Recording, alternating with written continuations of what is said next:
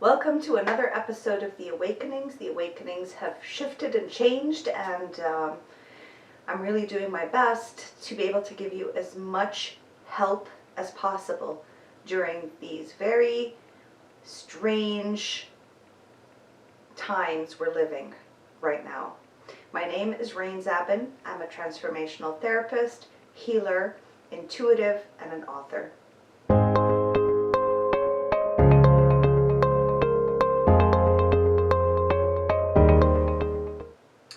I've come to understand the taxing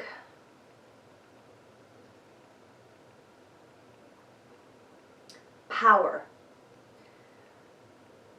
of being a codependent and a people pleaser. Both words I don't like, however, they stand true. A people pleaser is somebody who will go out of their way to please everybody. A codependent is very similar to a people pleaser, but it's more dedicated to a partner, right?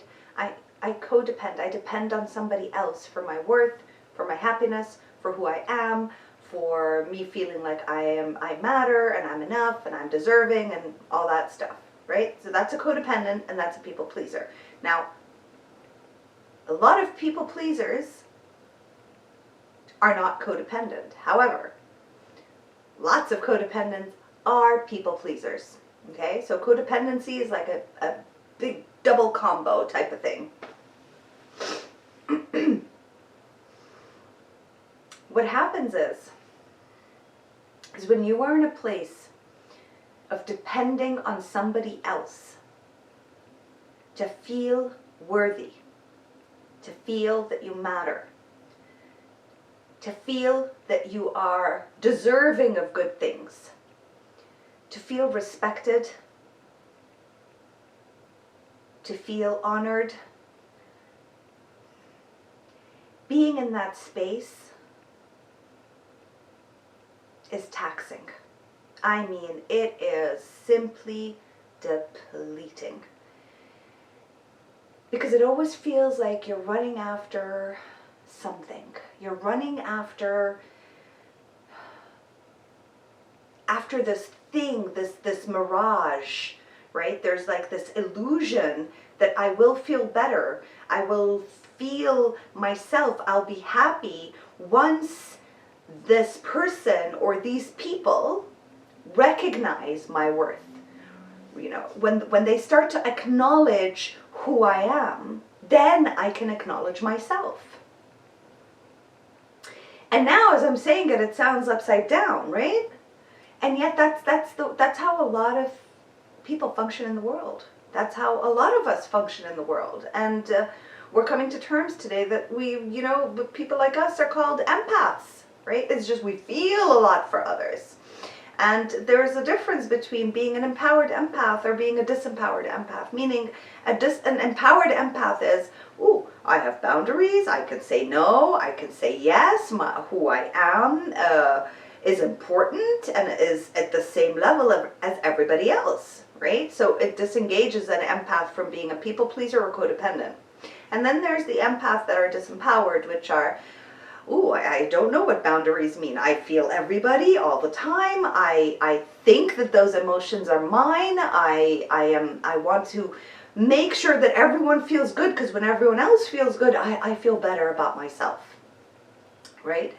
And so you can call this anything you feel like calling it. Everyone's coming up with a million terms and a million terminologies, and all of them are fine because they all come down to the same thing, where I don't deserve to be loved, to be catered to be worthy, I don't deserve to live, basically, if I'm not in service of others, if I'm not constantly in the giving mode of others, because it feels really good. Let me tell you, it feels really good. It's like, you get a call and someone's like, oh, could you please do that? Yeah, and you jump in and you do it, because it's like there's an expectation there. There's an expectation of, once I do it, they're going to say, thank you very much, I can depend on you. You're going to get some sort of compliment, right? And every time somebody says, oh, I can so depend on you, or you're always there for me, it just feels really good. It's like, yes, okay, I'm doing my job well, right? Now the saddest part is that during this whole game, you're not available for you. Because I cater to everybody else and not to myself. Because I'm strong. I don't need to look at me. I don't need to do me. I'm going to do everybody else because I expect when I do all this for everybody, I'll end up belonging, right? Because the deepest fear inside is I don't belong anywhere, right? And it's sort of this feeling that I don't belong anywhere. I don't belong with anyone. I don't fit in anywhere or with anyone. That is the push to want to belong, to want to feel that you matter, right? That whatever you're doing is good enough, that finally I've met my good enough. And it's always an illusion. Because in general, every person has a perception in which they perceive life through their own beliefs or belief system they have about themselves.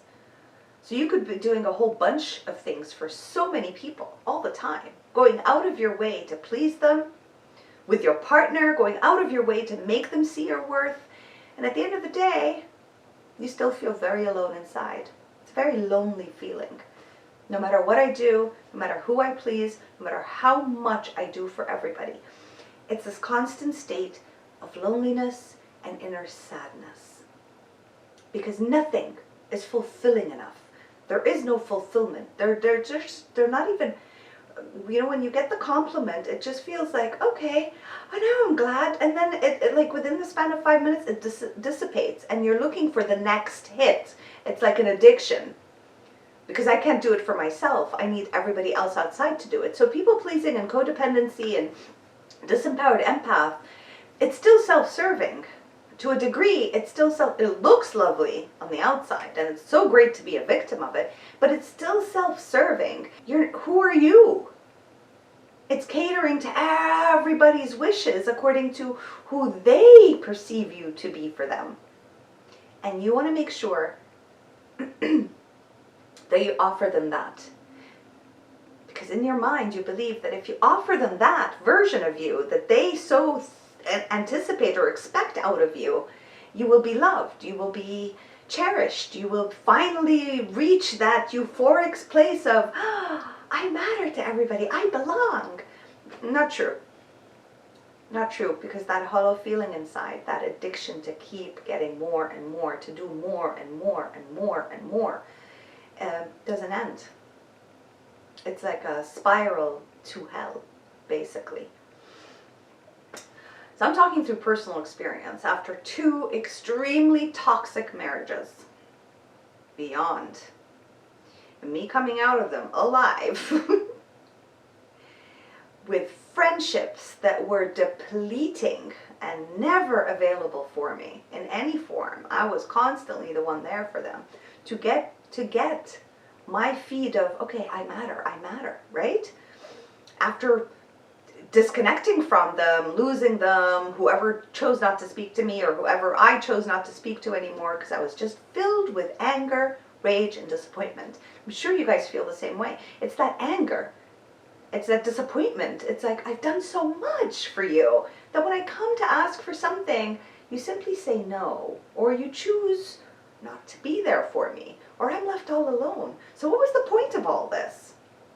Well, the point of all this was because I, empaths, codependents, people pleasers, really wanted to fill ourselves up to feel that we're good enough, or we deserve to be loved finally. It was never genuine. Now the hard work comes in to figure out who you are, because that true feeling of loneliness deep inside, that sadness, that anger, that frustration, being really mad at people,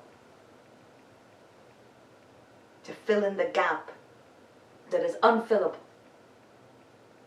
And the only way to fill it is by you, choosing you, and people pleasing you, and depending and codepending on you, and being an empath towards yourself. You're going to take all these terms, people pleasing, codependent, empath, and you're going to twirl them around and come to you.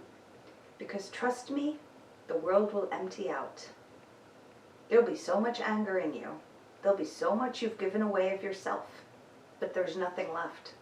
That even when sitting alone for even 10 minutes is painful.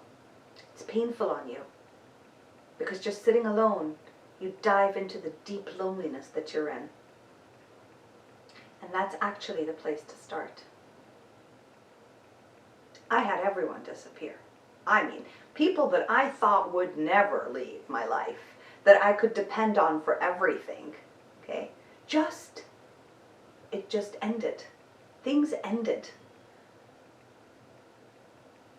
I was left completely alone. And in that abyss of loneliness, that I had to finally face the fact that the reason I was constantly grabbing on to please everyone and deny my own yeses and nos to myself was simply to fill the gap that I didn't know how to fill for myself. And this is tough. This is a tough journey, let me say. This is a really tough journey. And yet I am grateful for every single person, including my 2 exes, that hurt the hell out of me. I mean, they just demolished me internally. They played with my brain. They humiliated me. They ripped me in half. And if it wasn't for them, I wouldn't have been able to find myself to begin with. I would have still continued being the person going around seeking a partner, friends, people, to feel better about myself. Now, I am a healer, and I'm an incredible healer. I mean, I have helped so many women step into their true, authentic nature, change their lives around. I mean, I sit in a session, and I'm not even me. I'm getting information, I'm getting downloads, things are happening. I mean, people shift in front of me, and that's the beauty. That's why I love what I do. I see their core. I mean, things happen. I'm in a different realm completely when I'm with a client. And I didn't know that whatever talents I had, those gifts I was given from a young age, that I could use them for myself, interestingly enough. I thought I could only offer it to others. Therefore, I became, when I would introduce myself, I was a healer. That's all I was, but for everybody else.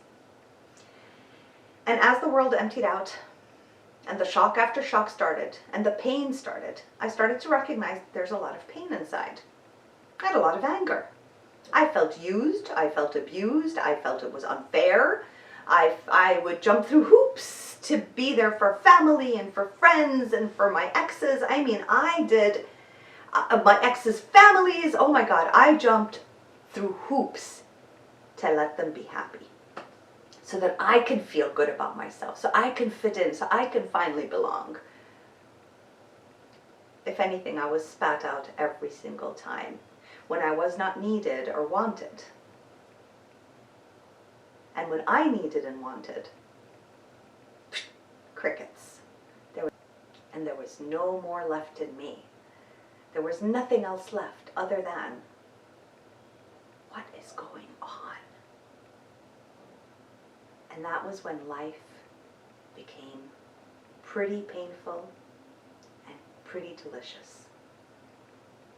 Painful as in I was living my biggest nightmare, right? Being completely alone. My biggest nightmare. Yeah, I had friends here and there, but I wasn't close to anyone anymore. I mean, I was getting screwed by the closest people in my life. I mean, screwed. And yet, I was in a kind of peaceful freedom. I felt I didn't have to please anyone. I didn't have to feel anyone. I didn't have to do anything for anybody. How about doing it for myself for the first time? Ding! And in that beautifully painful darkness, which is called the dark night of the soul, which I've had on several occasions, But this time it was very different. This time I chose to sit with my pain no matter how long it took. Now the wonderful part in all this is that as I sat with myself, as I understood my soul, as I connected with God, the divine source energy, at a different level, and I gave myself permission to be with myself, life took a different turn. There was a kind of peace internally. Yes, there were those days that I would just cry in immense pain due to the suffering I had dealt with and I had kept pent up in my body for years. And yet there was a kind of relief to find out that I could be there for me. But then I experienced the beauty of, and I think I had to have it a really harsh way, to experience the beauty of really being with self, understanding the glorious wisdom of my soul, giving myself permission to say no, to choose me. I can choose. I have the freedom to choose who I want to be in the presence of anyone. In that, I started to become a more powerful empath. I could feel other people's feelings, and I could choose to do nothing about it, unless the person really asked, and if they asked, then they would come for a session. Right? Because I was just, my energy was everywhere. I was helping, anyone walking down the street, and I felt their energy, and they spoke to me, because people just tell me all their deepest, darkest secrets, even randoms on the streets. I would be there. But I wasn't always in the mood.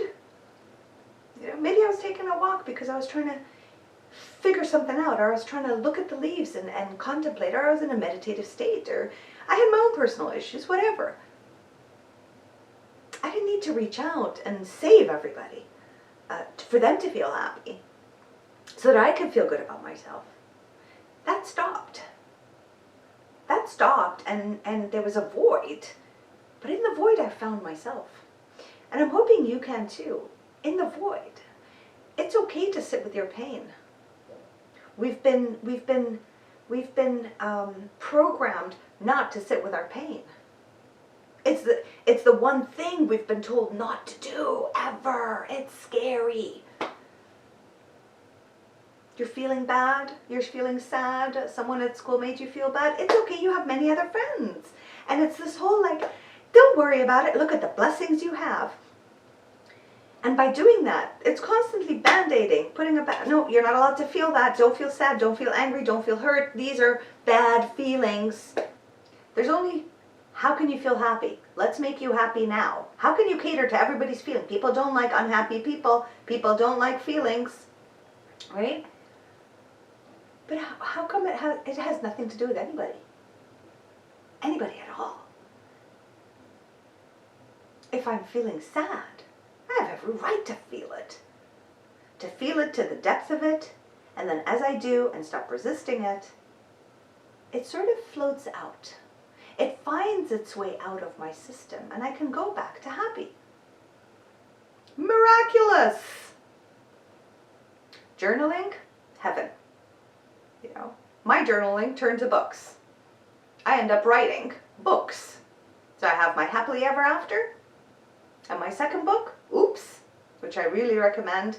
I'm not publishing it, but I do have it on Facebook. I'm going to be putting it in per every other chapter. So I do recommend that you read Happily Ever After. That's my one criteria, because it's a sequel. Read Happily Ever After, and then show me a picture of you holding Happily Ever After so that you can read Oops. And through Oops, you'll understand the journey.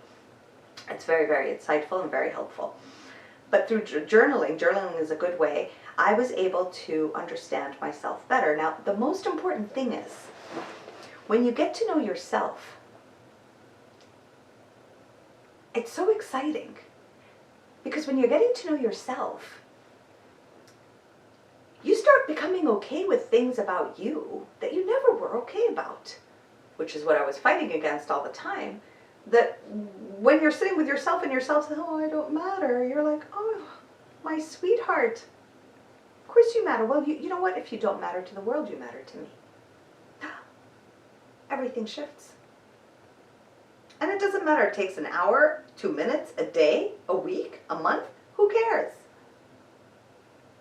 You're your own best friend. I encourage you to find time in your day to spend with yourself, writing to yourself.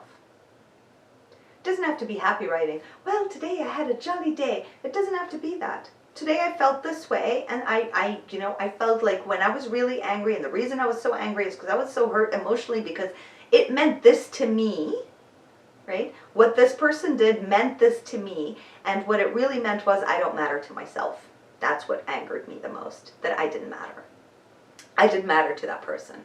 Oh, poor me, I felt that way. And then you just take care of yourself and cater to that emotion.